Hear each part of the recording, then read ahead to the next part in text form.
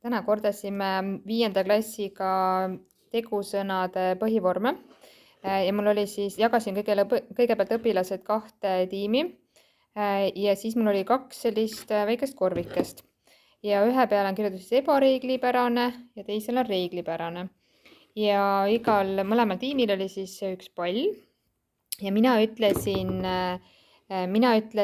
ühe tegusõna, näiteks sõna read ja siis esimesed mängijad pidid siis viskama palli, mitte väga kaugelt, aga üsna mitte ma ütleks tegelikult väga kaugelt, ikkagi piisavalt kaugelt, et see pall proovida siis sisse saada.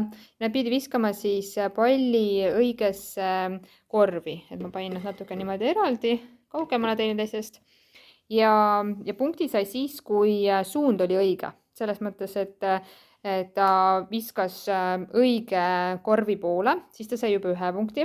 Kui pall potsatas ilusti korvi sisse, siis sai 2 punkti ja kui pall potsatas korvi sisse enne kui vastasvõistkonna pall, siis nad said 1 lisapunkti veel. Et selline vahva kordamismäng ja selline täpsusviskemäng siis ka.